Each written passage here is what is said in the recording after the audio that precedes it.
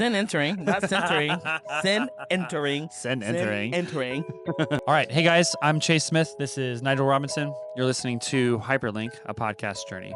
So today we're going to be journeying through Genesis chapter 3, one of Nigel's favorite chapters. We'll look at sin entering the story, God's response to sin, and looking ahead to Christ. So we hope you guys enjoy the beast and the Îysh.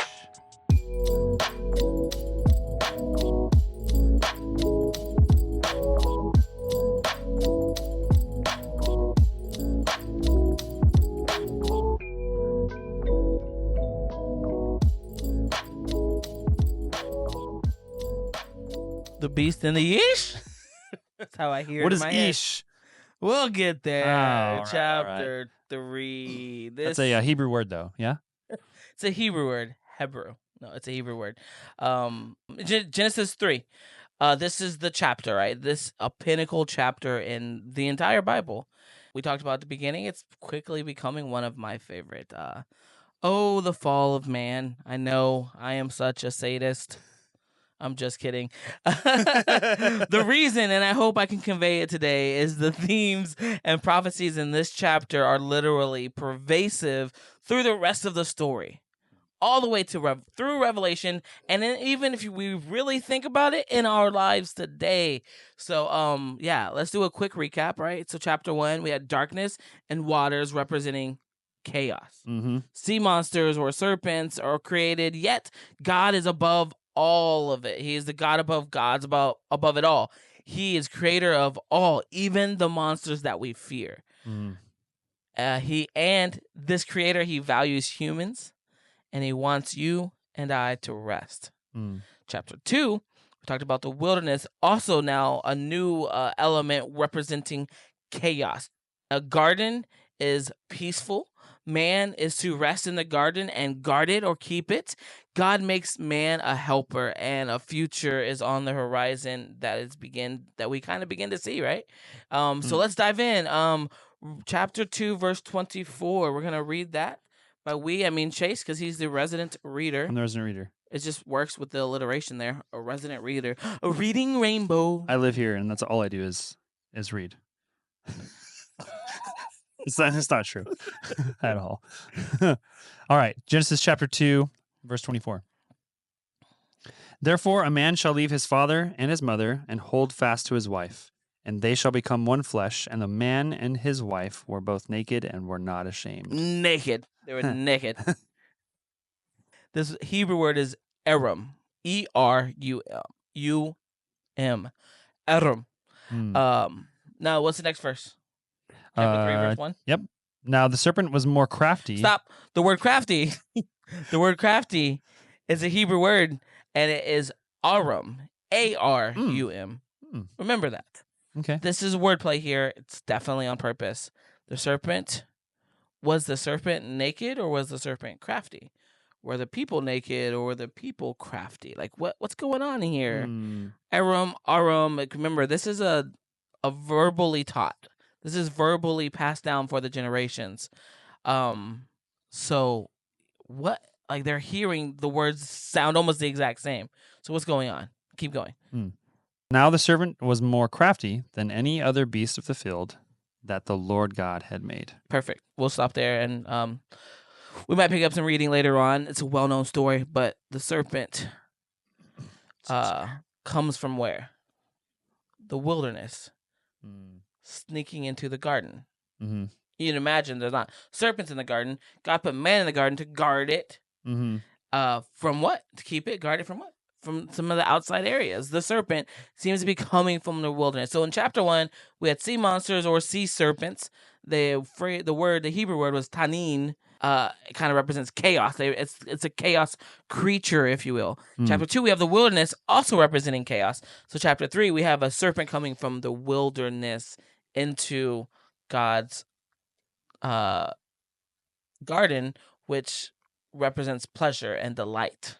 By definition, the garden in Eden is a garden in pleasure. Eden meaning pleasure or delight. Yeah. What was Adam's job? To guard it. Yeah. Wasn't doing a very good job. Apparently. Well, the serpent just kind of wanders in. Like, come on, guys. Come on. Which begs to wonder, like, if they see the serpent hanging out, it's like the first response isn't like, "Hey, get out." It's like, "Ooh, I'll explore. Let me listen to the thing that I was supposed to not let in," Ooh, interesting. That'll which preach. is very enticing. It's like, "Oh, this is new. I kind of Mm. want to see what it's about." What does it have to say? Yeah, temptation. And then Eve, it's in verse 5, it says the eyes will be open and you will know what is good and evil. Like your eyes will be opened and you will know what is good and evil. Mm-hmm. And we said in the last episode, only God knows good from evil. That's his job. It was his job in creation. He said he was the first person to call something good, and he called things good over and over. It was good. It was good. It was good. And then in the chapter 2, he said it is not good that man is alone. Mm-hmm.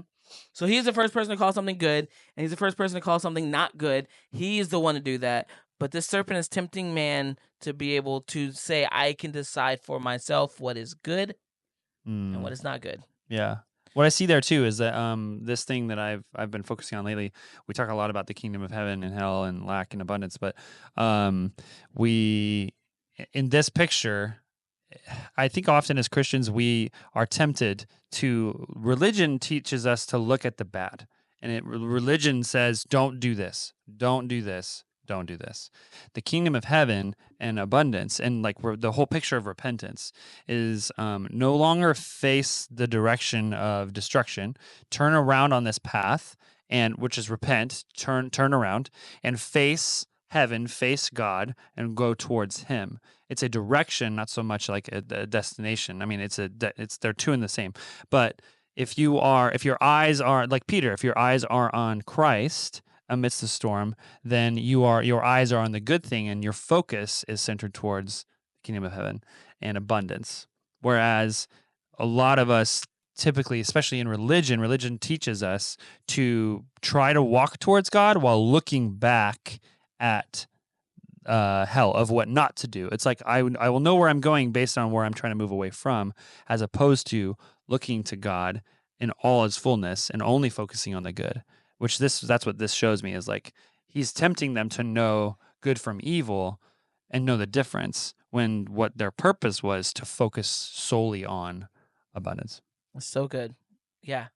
Well, at least I believe it's good. It's only God's job to tell me if it's good. So he's saying, like, and the temptation is you want to be like God, knowing good from evil, Mm-hmm. being able to decide what is right and wrong. And there's that temptation, is you get to choose what's right and wrong. Yeah, within that temptation is wrapped, you get to choose. Yeah.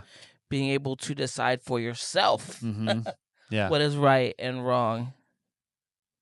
And then the next verse, the very next verse, after chapter 5, verse 5, it says, Eve saw the fruit was good. The same word, tov, that God's been using. Eve did not see the fruit was good until the serpent was telling her to be like God, to start looking and deciding what's good for herself. Yeah. That's God's job. It's God's job. The first person, again, hearing the story, the first people really hearing the story, they probably like gasped. They're like, no, like, God, that's not, he's tempting you to do this. Stop it. Stop it. You know, we always like, don't run upstairs, guys. Don't run upstairs. The dude's trying to kill you. Why are you running upstairs? Yeah. It's Go like outside to your car and drive away.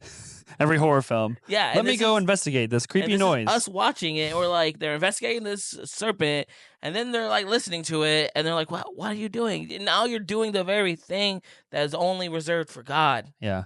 Wow. And then, man, the question I have, this fun question, is, does she need to eat the fruit to do that? Does she need to eat the fruit to know it was good or bad? Well, she thought so. Well, she already knew it was good. She said she decided it was good. Yeah, true. She already could decide good from bad. She was already like God, made in His image, right? Yeah. The temptation was not to do something she could not do. She could decipher right from wrong already, good and bad. That's something she could already do. What was the temptation then? Could it be that she was tempted to be ambitious, to be better? Like, doesn't that sound like a good thing? Satan tempts her with something great, to be even better, to be more like God. Mm-hmm. Yeah, which, I mean, he's placating to that. That temptation alone insinuates that she had the desire to do what was good, to be like God, which in one sense is good. But as we learn in Job in the story of like the fall of Satan, like that is literally what he said. I will rise myself. I will become like God Almighty. And in that likeness, no bueno. Yeah. Such a small shift. It depends on how you're looking at it. Heaven And if or you hell. believe you have enough, you've already brought up lack and abundance. If you Yep. believe you have enough, you don't need to be like God. I am enough in who I am. Yeah. I don't need to change who I am because God created me who I am exactly right. Yes. And I'm good. Yeah. I might not have all the muscles. I might not be 6'4" and can dunk, but I'm good. Like, it's in okay. basketball.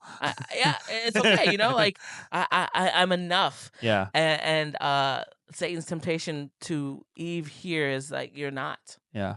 And then you could be greater if you just.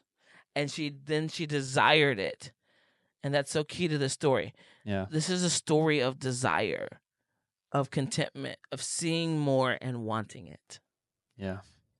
Back in chapter 2, God said it was not good for man to be alone. Then he sent him the animals. We were like, why is God sending him animals if it's not good for him to be alone? Why didn't God just put him asleep and build a woman right then? Well, why are we doing this? It was to set up this story. Then we see here in this story a beast, a serpent, that kind of doesn't act like a serpent, does it? No. Does it act like a beast? No, it talks. It talks. In fact, it's more human. It acts really human than any kind of beast we've ever encountered. I've ever encountered, at least. I'm not a Disney beast, a real one. But we read this story so much and we miss it, like because we've seen the Red Bull commercials and we've seen all the animated specials around the Garden of Eden, and we're like, oh yeah, the snake talks, just what it does, just part of the story. No. Like the serpent. Like, think about this. Like, the serpent reasons. Mm-hmm. He walks. He talks. He relates. Yeah. That's oddly human. Yeah. All those things. Mm-hmm. What this story is doing, Genesis chapter 3, is juxtaposing beast and humans. So if you have a beast acting like a human, what can you presuppose is going to happen next? Humans acting like beasts. Yeah.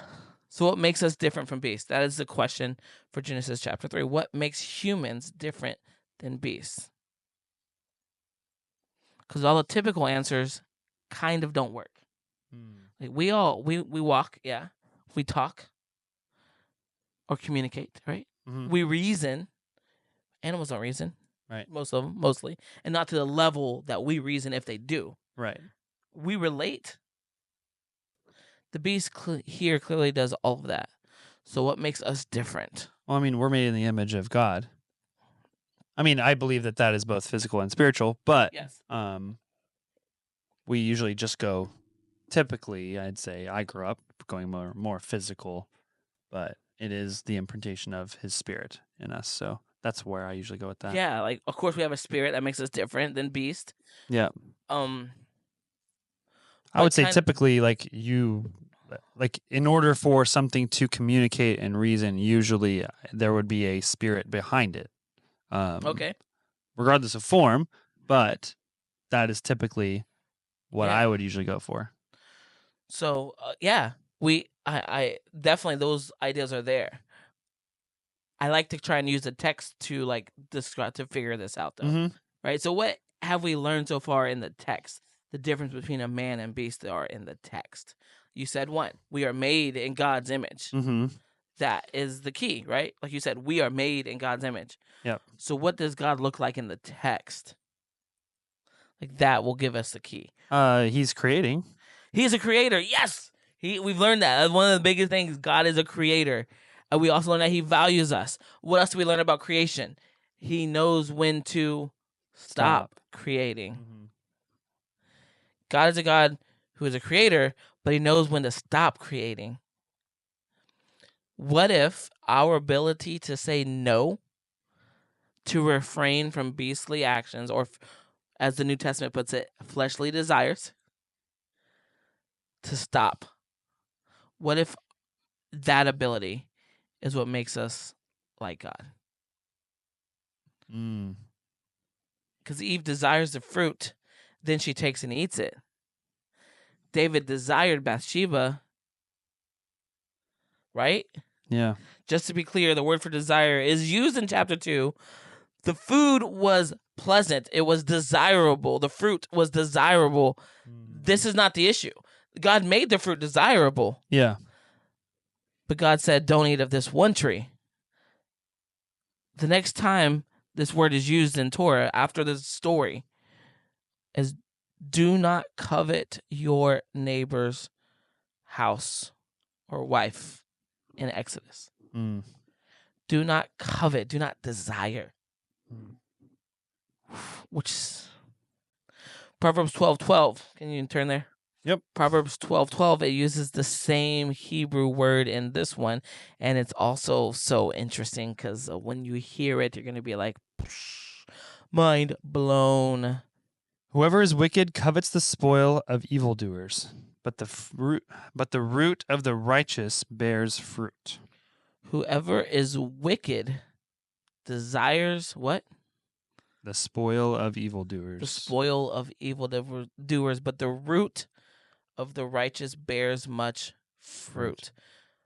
It's directly tied to fruit again. Wisdom is not desiring and giving in and taking. Wisdom is staying and growing inwardly so that you can have outward fruit. Anyway, we can keep going. So good, guys. So good, right? God created us to serve and guard, to protect, to cultivate, to take this creation he made somewhere even more amazing. Like he made it amazing, and he said you can create and make it better, be fruitful and multiply, like do something amazing with this. And instead of creating like he did, we consume. Yeah. We take, we covet, and we want more and more. Adam and Eve wanted more than what God had given them. Is that not the whole story we see over and over in the Bible? The children of Israel complaining about the manna. They wanted more. Pharaoh refused to let his people go. Why? Because he wanted to keep them, because he desired more. Abraham, what did he do? He slept with Sarah's maidservant. Lo and behold, what happened? They give in to their desires. They give in to what they should be saying no to over and over. And what happens in the story? When they do that, their eyes are opened, and they see they are Aram. They see now they are. So now this wordplay comes back into place. They see they're naked. And because they see they're naked, they become Aram, crafty, and building clothes for themselves. What are the ideas so many people struggle with in this story about God? Why would God set them up for failure? I've asked that question like in long time. Like why would he even make this tree? Yeah. I mean, I have thoughts. What are your thoughts? If it's the whole concept of choice. If you do not have a choice, then you cannot choose to truly worship. If you're worshiping in the context of that's your only choice, like that's all you can do.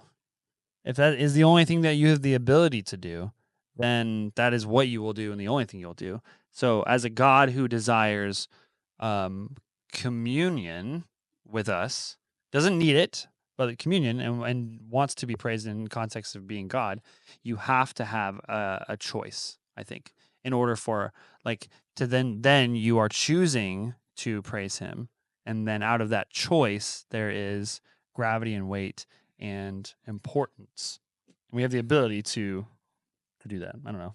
I think what I'm going to say is going to line up exactly with what you're saying, but coming at it from a different standpoint. But Yeah. the same. Question: can you truly be good if you do not have the option to be bad? I think that there's no definition for good if that's the only thing you can do. So It's like you don't know it's light without the dark. Like there's no context for knowing light is light without darkness. yeah. Like, so you say you cannot be truly good if you don't have the ability to be bad. I don't think you can. Yeah. So let me put it like this then, in more of a metaphor or a symbol or whatever. A bug, is a bug good or bad based on its actions? No. Bugs live on purely instinct. Yes. If a bug bites you, it's out of instinct. It's not because it's bad. Right. It might hurt and it might stink to be bitten, especially if it's like a brown recluse or like something terrible, like a Black Widow. But like in the end, like the bug is not intellectually deciding to bite you. It is just a bug being a bug. It's responding to its nature without If choice. a human, an adult human, bites you, or let's, it's an intellectual choice. Yeah. If an adult human, let's put this even more personal. If a mosquito flies around, lands on my mama, and bites her, I'm not mad at the mosquito. Right. If Chase walked up and slapped my mama, I'm mad at Chase. Yeah. Why? Because Chase has the ability Choose not to. to choose not to, even if that's his response to something she said or something she did. Yeah. His knee-jerk response is, I want to slap you, but I'm not going to. Yeah. Because I can choose not to. He has the ability not to. Yeah. So what makes God good? This is might ruffle some feathers. Do it. This is the moment. This is the offense alert. You want to do it? Oh God. He has the ability to choose. He has the ability to do bad. God does not have an inability to do bad, or else he would not be good. God, that's a wild concept. It's a wild concept. But he's so good, he refrains from doing it. Yeah, because it is his nature. That doesn't take away from his choice, but it is his nature, and he can do nothing but be good in that nature. But he does have the capacity and the ability to choose. Yeah. Which is really like, or else he wouldn't feels be good. kind of crazy to say that. Or else apparently it seems like he wouldn't be good then. Right. Like the reason God is so good because he can choose not to be, but he decides to be. Like he doesn't have to save us, but he decides to. Yeah. He didn't have to send Jesus, but he decided to. But he didn't have to show me mercy, but he decided to. Yeah. He didn't have to do anything, but he decided. He could be like the deists believe, and they believe that God is just, he created the world, spun it, and said, let's go. Yeah. I'm done. I'll sit back and watch what happens. That's not who he could be. Yeah, but he's not, because he's a good God, and he decides to be involved and good in his involvement solely. It's amazing. Like he's so good because he has the capacity to literally snap his fingers like Thanos and us all be gone. But he's so good. Mm-hmm. Yeah. What makes humans good is not our inability to do bad. It is our ability to do it and refrain. Yeah, refrain. So God did not set them up for failure by putting choice in the garden. He set them up to be like him. To be able to refrain from doing everything they wanted. Anything. To refrain from doing bad. But yet, with a little help from a serpent, a.k.a. a chaos creature, the serpent basically told them, so what if God said, you're human, do what you want. This is the same tactic used every day. So what if God said this? So what if this is good to God? Do what you want. You decide what is good, not what God does. We have entire societies deciding what's good that are fully removed from any biblical goodness of what God says is good. And in turn, we become more and more like beast. As we descend more into chaos and sin and evil, what words do we use for the most egregious acts of sin? Like Ted Bundy's acts were inhumane, not human. Yeah. If someone is raped, that rapist, it was a beastly act. It wasn't a human. That's not what humans do. Yeah. Because we understand humans have the capacity to do that, but they decide not to. Every human could be a serial killer. Yeah. It's true. But we decide not to. Right. We realize like that's not good. In turn, when we do that though, when we start giving in, we become more and more like a beast. Genesis 3 is a juxtaposition of what it is to be really human and what it is to be a beast. So, if only Adam had feared God before he sinned. Because what happens is God is walking in the cool of the day. He's like, Adam, where are you? And Adam's like, we hid because we were afraid, because we were naked. Yeah. And we were ashamed. In Ecclesiastes, the end of Ecclesiastes, Solomon says, this is man's all. The word for man, guess what it is? Adam. So if we translate just Adam, it means man, but Adam. This is Adam's all, to fear God and keep his commandments.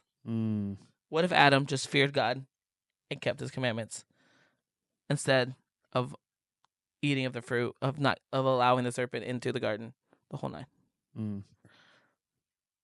Just saying. Yeah. So the word for presence in this story is panim. It means face. They hid from the presence of God, from the face of God. It's the same word used when Jonah ran from the presence of God in the story of Jonah. His panim. Because Jonah is living like Adam and Eve, hiding, scared, doesn't want to do what God wants them to do. No fear. Yeah. Moses, though, sought after the panim. He wished to see it. I want to see your face. Yeah. He didn't get to, but he wanted to. And then what happens? God says, what happened? And what does Adam say? I heard your voice in the garden. Well, yeah. After that, he says, yeah. But he goes on, when God's like, who told you were naked? Oh, yes. Yeah. What does Adam say? Doesn't he immediately meet it with I ate of the fruit the woman you gave me the fruit and I ate. He didn't really directly answer from what I remember. You're right. He says the woman you gave me the fruit basically, and I ate it. Which is so fascinating because I used to think that he was blaming the woman, but I think the emphasis is on you. The woman you gave me, I was alone for years and we were good. You gave me a woman and now look what happened. Yeah. You did this, God. I feel like Adam might be blaming God. I mean, yeah, that's the emphasis might be on the you and not the woman. Not the woman you gave me, God. It's like the woman you gave me. You can read it either way. But then the woman blames the serpent. The serpent doesn't get to talk. I love that. The serpent doesn't talk to God. Yeah. Yeah. God just starts dealing out the punishment to the serpent. Fine. Serpent. The woman says the serpent deceived me and I ate. So I want to stop right there for a second because when you are deceived, you still have responsibility. Yeah. If you have heard the word of God. Yeah. And if you have the Bible, the word of God, you have a responsibility even if you are deceived. Like, be careful, guys. Do you have something you want to add? You did the like you were thinking. No, I think that's profound. Because I know that in my life there are times where I have been tempted very much to deceive myself, where I will like knowingly go do something that's not. It's like I'm gonna do this, but I'm putting myself around the thing that I might be tempted to do, and I'm not gonna choose the thing. But it's like if it comes up, then I will choose the thing. but I'm not going to directly go search or seek this out. So we know so easily how to deceive ourselves. And I think that that's funny because like if we truly think about it, we all really truly know what is right from wrong. I mean, his word is written on the tablet of our heart. So we do know innately like his nature and character. So I think it's just I think it's really paramount that Satan doesn't have a lot of work to do because he kind of just pushes the wheel and like we run with it oftentimes. And I think that we will blame Satan. Oh, Satan's here. Satan's really trying to get me here. Satan's really trying. It's like take personal responsibility. Yes. And like maybe wake up and be like, actually, like you're kind of doing that yourself. Yeah. Like we see Satan everywhere, which is ridiculous because he's not. Like he's just not. We give him too much power. No, so we do. That's where agree. I take that. They both had responsibility, and they both tried to shift that responsibility off because they were ashamed. And when we're in shame, we want to shift the responsibility. It's that is human nature, but we have the ability to choose not to do what we desire all the time.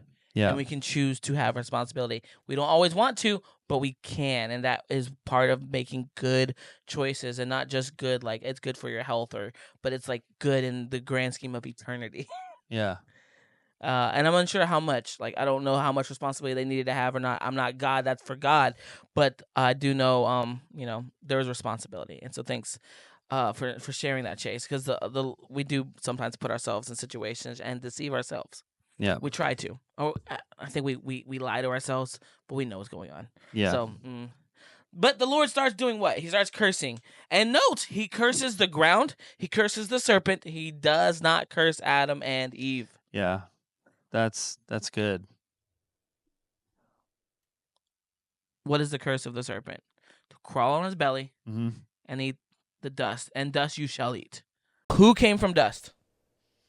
Man. There's a connection there, guys. Connection. What do you think the crawl on the belly is like denoting? Like walking with God? I don't know. Crawling on the belly. What do we do? Like if we're crawling on our belly, we're probably incapacitated of sorts. Yeah. I mean, army crawl. I don't know. I think it's interesting. Random thought. I mean, it says crawl on the belly, which is weird because we think snakes don't crawl, they slither. So, like, what are you talking about? Like, 'cause they still don't crawl anyway. I think that there is something there that might be tied to, like a righteous man walks, but then he sits in the seat of the scoffers and, like, lays down in the bed of, like it's like there's this idea that, like, we're to walk, not just to, like, stay stagnant or not just to be, like, sitting and being down. So I think there's probably some connection there. Yeah. I'm not sure what. That's really good, though. But then Genesis 3:15, ding, ding, ding, ding, big verse. Biblical verse of the century. I'm joking. Just big verse. Go ahead. Okay. 3:15. I will put enmity between you and the woman, and between your offspring and her offspring. He shall bruise your head, and you shall bruise his heel. Ooh. This is the verse right here, right? Big verse. The Lord says, I will Seth enmity between you. This is Seth. They actually named their third son Seth because of this curse, because of this moment that God sets. But he will appoint enmity between you and he's talking to the serpent and the offspring of the woman. And the word strike here is the same for both. It should be strike. The Hebrew word strike is the same for both. So it's whatever you do to him, he does to you. Whatever he does to you, you do to him.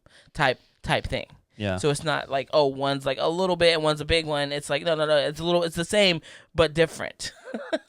Yeah. An enmity between who? The woman and the serpent. This entire story starts. This is the story. Like if we were doing like an opening Star Wars log, bum bum bum, like this is the story. There is enmity between the woman and the serpent from the beginning of time. Blah blah blah blah blah blah blah. Yeah. And this is the story.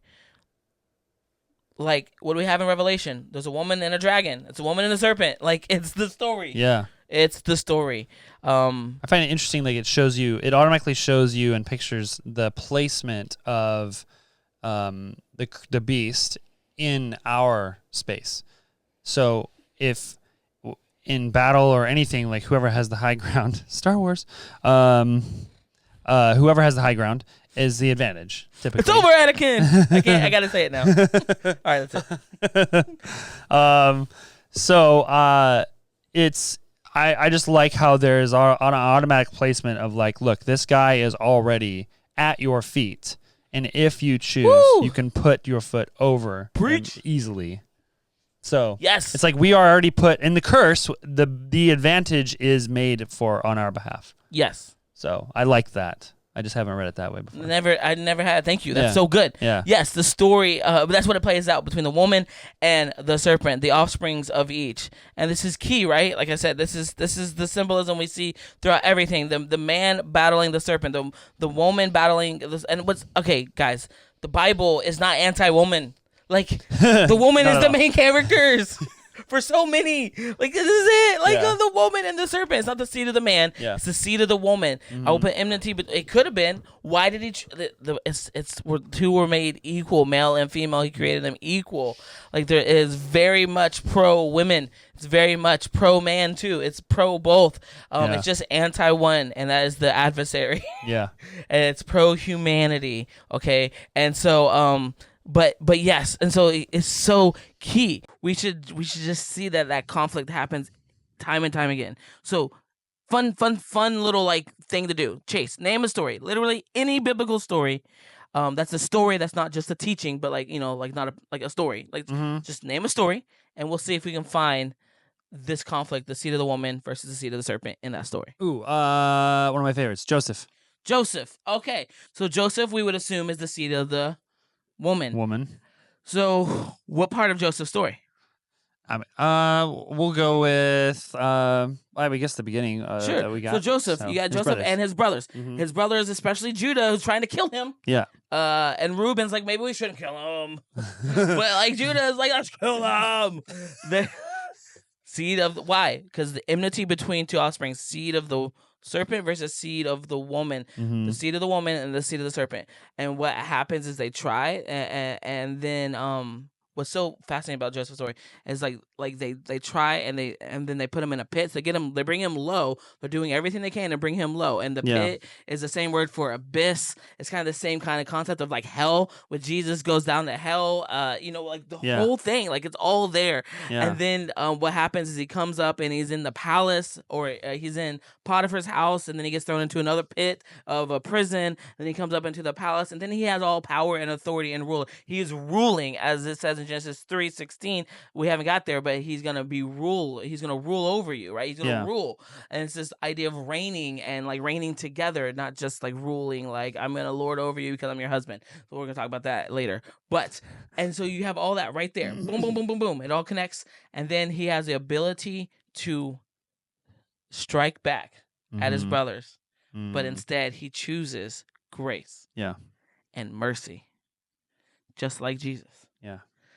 Great one. Easy one. He toyed with them a little bit, but then he chose. Yeah, he was teetering. He was teetering between the two. Which I love that. I love that they included that. Yeah. Because it's very much, I think, the decision that we would all make. But then when push came to shove, he knew, I know who I am, and I know who God is. And I know why I was put in this position. And I know why what you meant for bad, God meant for good. Yes. And that is redemption.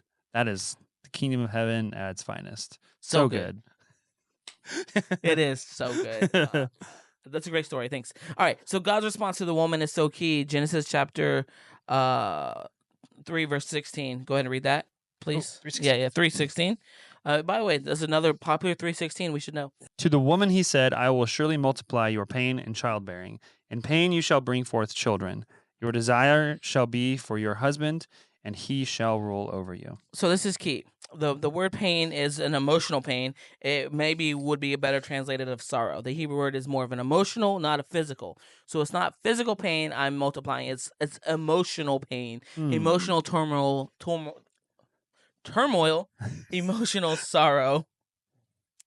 And it's not pain in childbirth. It's conception, sorrow in conception. When you conceive, there will be sorrow. Why will there be sorrow? We'll talk about that. And it's not children, it's sons. So like I know like these all translated. Look it up. Like it should be sons, sons. So what? And it's this word Îysh, Îysh. Îysh. And it says you will want an Îysh, an Îysh, meaning what? You'll want a man, Mm-hmm. and he will rule over you. It's rule with or among or by. It's rule. It's a reigning kind. It's not just like it's not lording over you. And then the word is masal.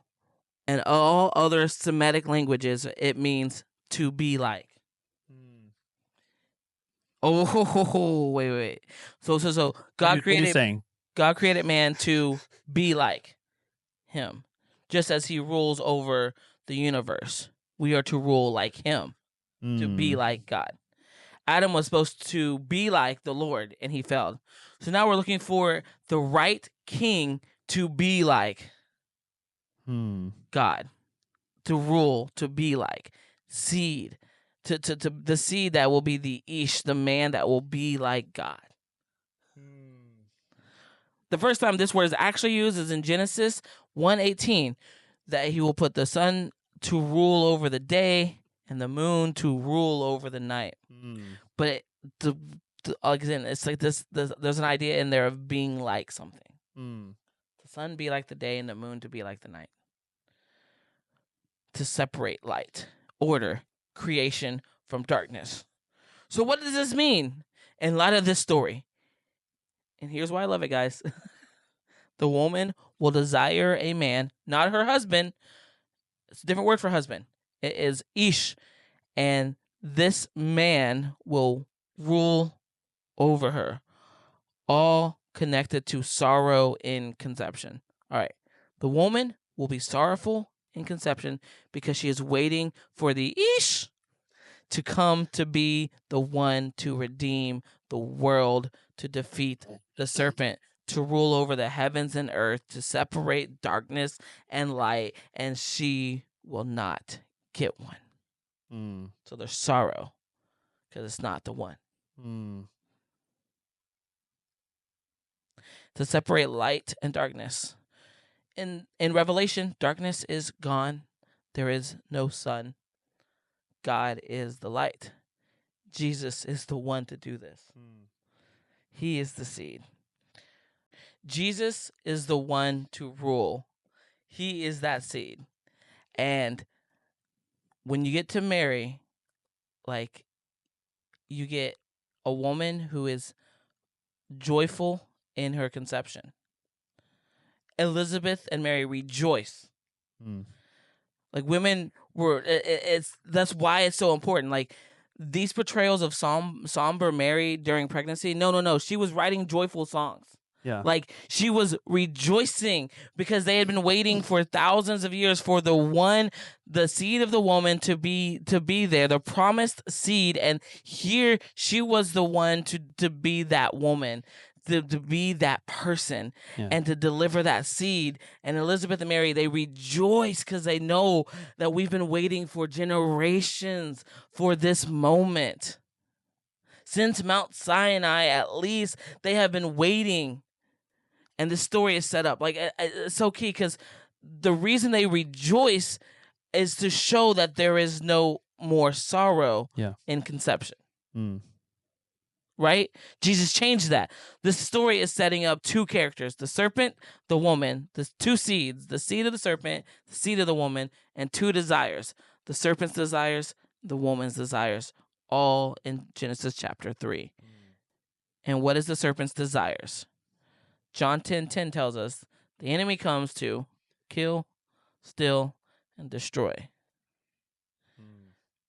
This is why Jesus tells Peter, get behind me, Satan. Hasatan, the Satan. Peter was trying to preserve his comfort and getting in the way of what God was doing. Peter said, I know what is right. I know what's good. You dying is not good. I know what's right. I know what's good. And Jesus says, no, get behind me, the Satan. And so how does God respond to the man? Now we have the woman's response. How does God respond to the man in Genesis chapter 3? He says, because you listen to the voice of your wife, First, the voice of the Lord. Oof. Mm. Oof. He doesn't say that, but it's kind of the language it says. You Mm. listen to the voice of your wife. The ground will be cursed. And this language is used. This is throughout the rest of the text. Abram listened to God, and it went well. He listened to his wife and slept with Hagar. Yeah. Like, when you start to listen, which voice are you listening to?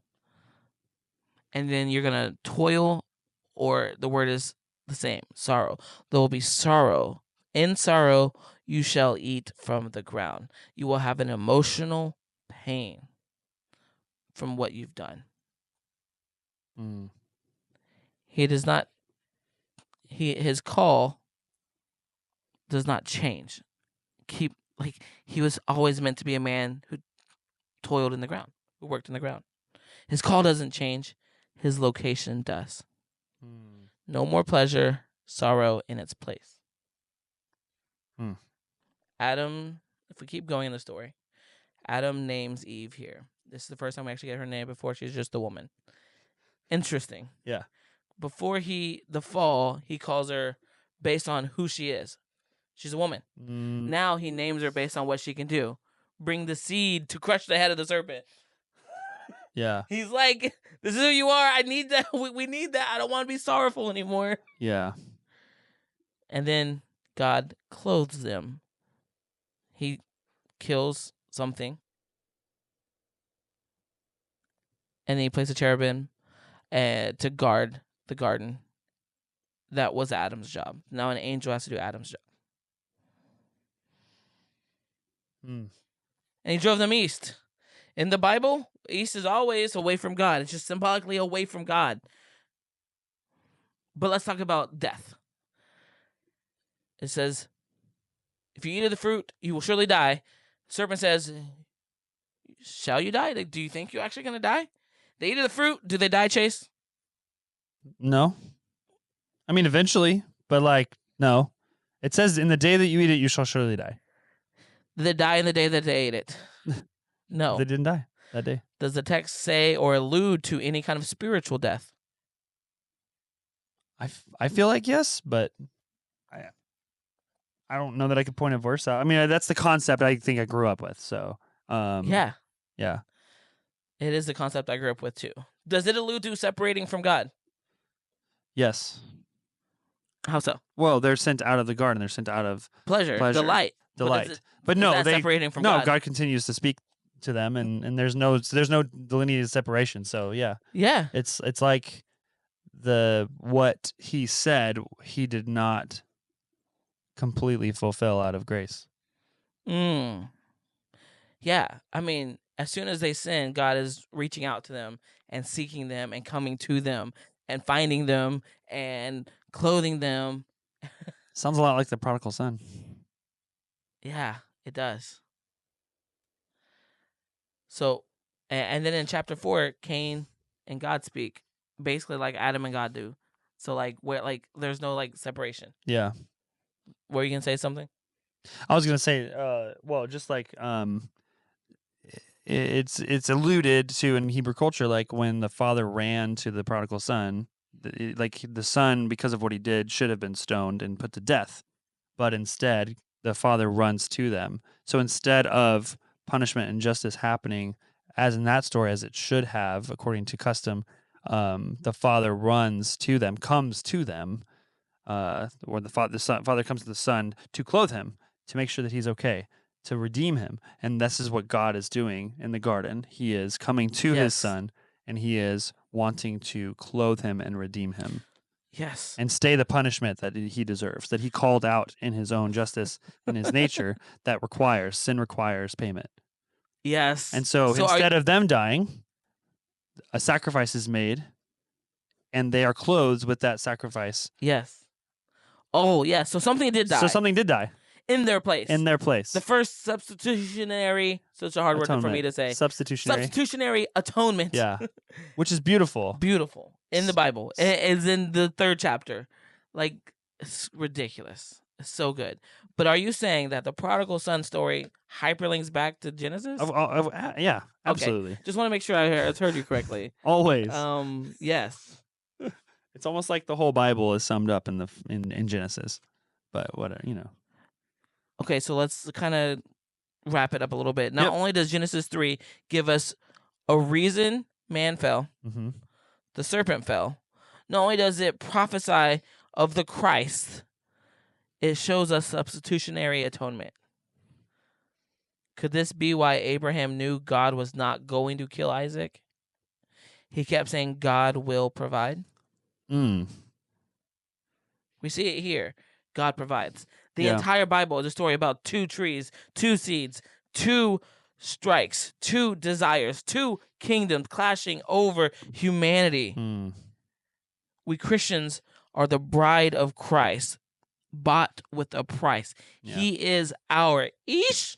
He's our man. Genesis 1, God proclaims, I am him. I'm the man. Like God is saying, like, I am the dude who did it all. I'm above it all. I'm the guy. I'm that guy. The top G. Literally. Genesis 3, he says, one will come who is gonna be that man. That Îysh is Moses at the burning bush. What does God say? I am. Then Jesus walks up, being that man. And when he says, I am, everyone fell. Like he is the man. He is the seed that crushes the serpent's head. And he rose from the dead with keys of death and grave. Like the authority of heaven and earth. Like the ruling, that moment where it says, and he will rule. This is what it's talking about for humanity, for all of us. Next time you begin to think you're not worth it, you are worth it. You are valued. You are enough. Remember this. Like there are two kingdoms vying for your life. You could not be more valued. Do you have anything you want to add, Chase? I mean, I think that like in that same sense, like to both kingdoms, you are valuable. So where do you want to choose to place your value? Yes. And we'll dive deeper in our study and in our podcast journey with this concept of two seeds. Which team are you playing on, for lack of a better words? Yeah. Seed of the serpent or seed of the woman? And there are times where you can go back and forth, and that's crazy. In one sense, it's like you're not born into one side. You can choose to change. Yeah. And you can choose to be. You can be good and you can choose to be bad. You can be bad and you can choose to become the seed of the woman, the seed of the serpent, in the sense like choose Christ to make you, wash you clean and make you good. And so over and over you see men and women in the Bible struggle. David's so good, man after God's own heart, and he's doing this and doing that, and you uncircumcised Philistine, and destroys Goliath, and then there's Bathsheba, and then he kills her husband, and like all this stuff, and he's toggling, he's struggling, but he repents and he changes and he comes back. And you can go through so many characters in the Bible, and they toss and turn, and they sometimes some characters stay. I think, and you talked about this, or you'll talk about this later, with the Pharaoh's heart and Exodus, and I think God's after Pharaoh's heart in Exodus, and Pharaoh chooses to stay the seed of the serpent, but I think he had a choice. Yeah, I think he had a choice to become part of the seed of the woman. Rahab decides to become part of that line. Yeah, she chooses. Yeah, and in the case of Pharaoh, it's we often there's probably multiple facets to meanings of like Pharaoh, like God confirmed his heart, or like we say like hardened, like God hardened his heart.